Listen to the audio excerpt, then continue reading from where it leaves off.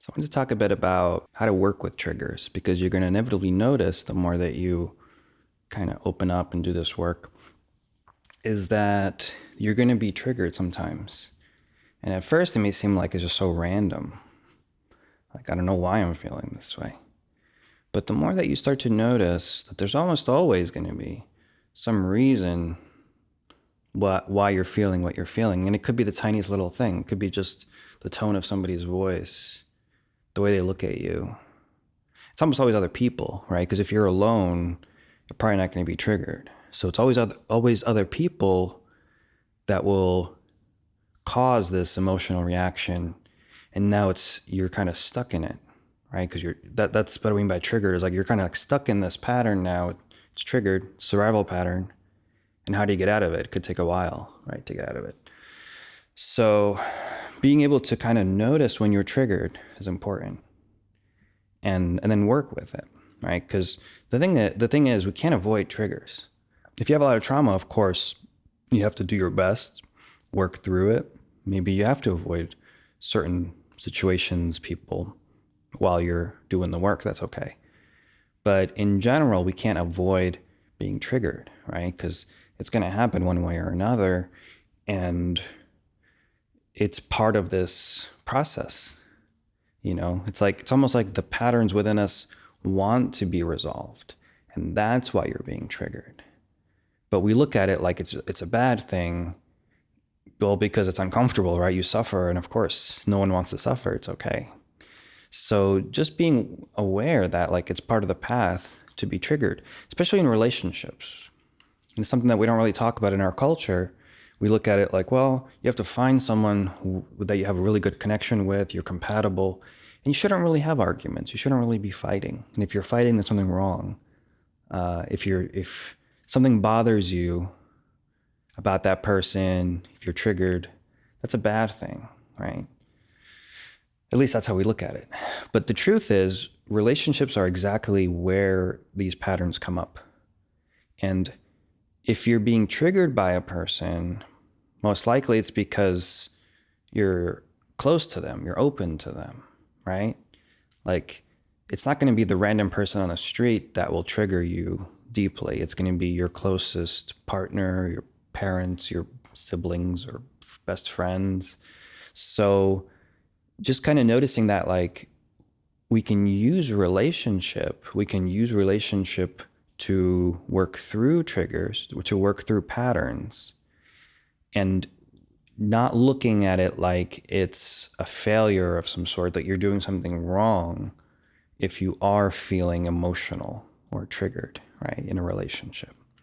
So just kind of, I really want to normalize that, like, it's okay, that this will happen.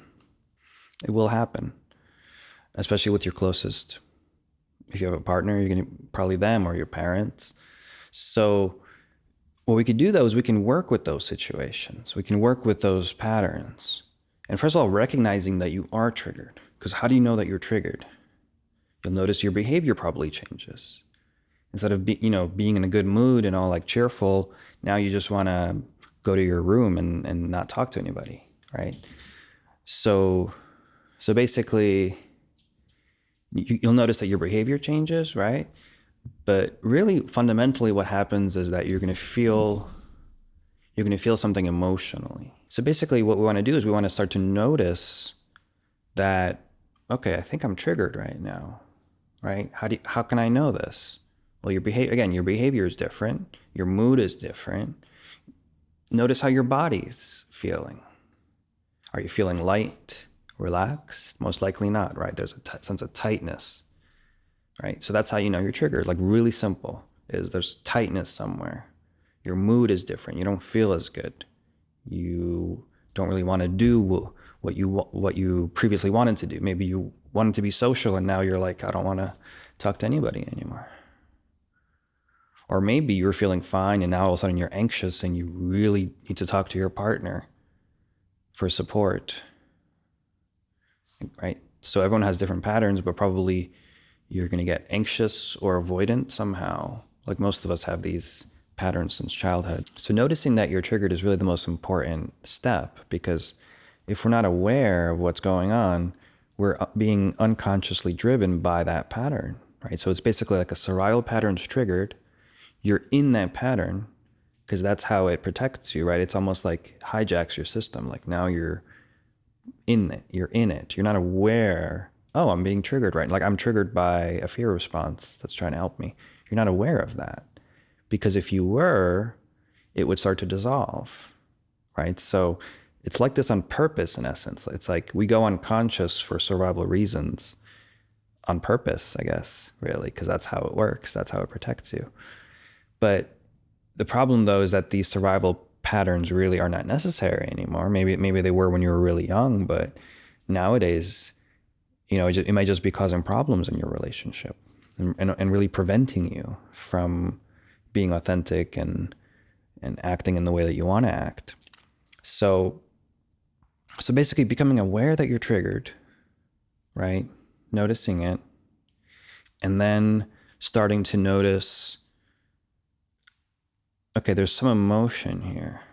And if you could put a name on that emotion, it starts to really help. Like, okay, is this anger? Sadness? Shame? Fear?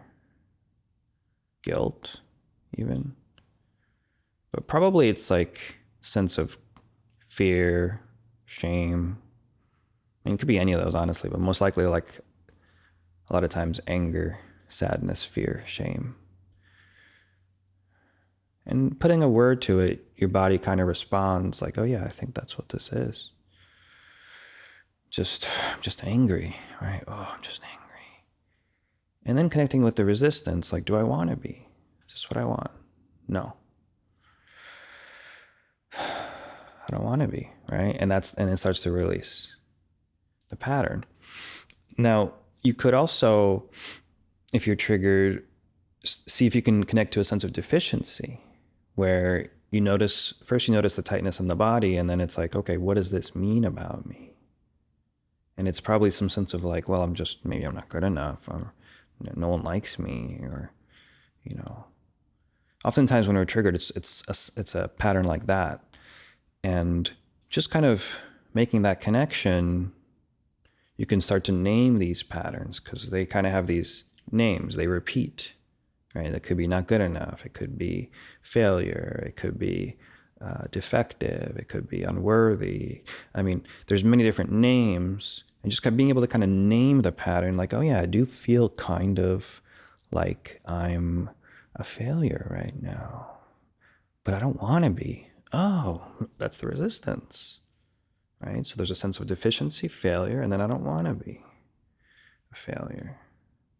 And that's kind of how you start to work with these patterns, is noticing the resistance that wants to push away the deficiency, the failure, whatever that is. And when we start to acknowledge it and be with it, be with both sides, basically, it starts to unwind. Also, when you're start to notice being triggered, is you start to notice it's something maybe specific in the environment.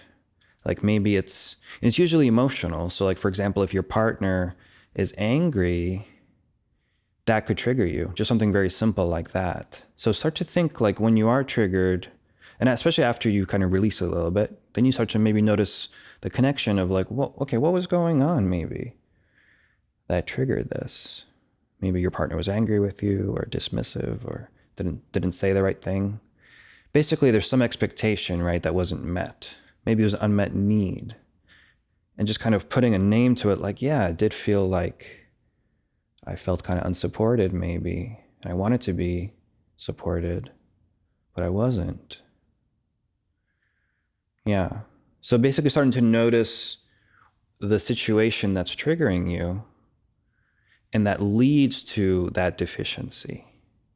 Okay. And it's oftentimes like just something happens, there's an emotional reaction. That reaction, the emotion, maybe it's fear, anger, shame, that's not really allowed because we have all these resistance patterns.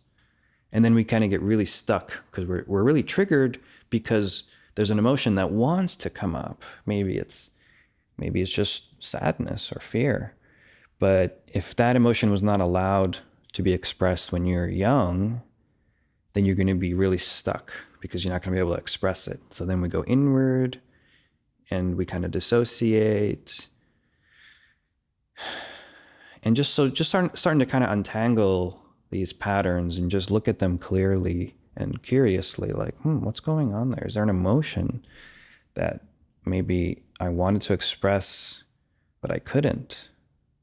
Often anger is a common one because we repress it because we don't want to be hurtful, right? But then we end up not expressing what needs to be expressed. Maybe it's a boundary. And that leads to you having even more of a fear response because you don't have access to anger when you need it.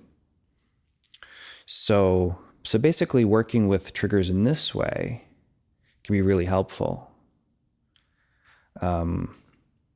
Lastly, and I don't want to overcomplicate this, but let's say it's like if a person keeps triggering you, like a partner or, someone at work, what you could do is just notice that behavior that's triggering you. And let's say they're kind of dismissive. So basically you want to put a word on that. Like what word connects to this behavior that keeps triggering me? And just trust what comes up for you. And let's say it's okay, they're kind of dismissive. And so let's say that's what it is. They're kind of dismissive, they don't like me, they're mean or something. Okay. And then you feel in and just notice how those words connect to your body and see which one has the most charge about that. Let's say it's mean, dismissive, not, they don't like me, all these words come up. And let's say you feel in and you know what, actually mean. Yeah, that has the most charge. It's that. It's that behavior is mean. Oh, and that's what I have to push against or protect against is mean. So you start to notice within you, basically, because whenever somebody triggers you, I probably should have said this in the beginning, forgot, but whenever someone triggers you, it's really something within you. If your partner keeps triggering you, it's something within you that's triggered, okay? And we can name it and start to resolve it, which is really important because you can try to change your partner all your life. They keep triggering you because it's never how you want it to be, right? They're never really quite how you want them to be. Other people are never quite how you want them to be. So that's really because we just have these basically trauma patterns. It's well, you can't be mean. You shouldn't be mean. It's not nice. Mean people are maybe not safe. So I have to push against that. And that's a pattern right there. Oh, wait a second. Mean people. It feels like I have to protect against that. And you kind of notice how your body reacts. Yeah, if someone's mean, maybe that's not okay, right? But you can just basically take that and reverse it within yourself. Am I okay with being mean? No, probably not, right? But it's okay. We actually probably have a protective pattern that says that, I shouldn't be mean. I have to be nice. And if you do some inquiry with that, what would happen if I am mean? You see how you're taking it now from them to you. It's instead of focusing on them and blaming them, oh, they're mean, they're not nice. You take that about yourself. What if I'm mean? Oh, well, then you're hurtful and no one likes you and it's not safe. And oh, interesting. So I shouldn't be mean to be liked, accepted, and safe. Oh. And that person was triggering that within me because they were kind of mean to me and it triggered that pattern where it's you shouldn't be mean. Huh. So this way you kind of start to notice, if you put a word to the behavior, you start to, and then you can ask well, what's the worst that could happen if somebody's like that? Then you start to really get a sense of why do I have to protect against that behavior? And what if I do that behavior? What would happen to me? Yeah. So, yeah, because it's really interesting how these patterns really are all about me, right? They're all focused on the I, the self, which is okay because that's what needs to be protected, right? And it may really seem like it's about other people, But the more that you kind of go deeper, it always comes back to you in some way. And that's just how it is, right? But the more that we let go of these patterns, just by acknowledging them, seeing them, then you get triggered less by people. Even anger won't trigger you at all at some point. I want to clarify this. If somebody's hurtful to you, if they're like really mean, like in terms of like they're abusing you, right? I'm not saying that like, oh, you're just being triggered and you know, like in the moment you trust yourself. And if you're feeling unsafe, you have to do something about it, right? That's okay. But most of the time though, this isn't really what's happening. Most of the time it's just like, well, someone just makes a remark, someone looks at you, or like maybe they ignore you, right? That's when we get triggered.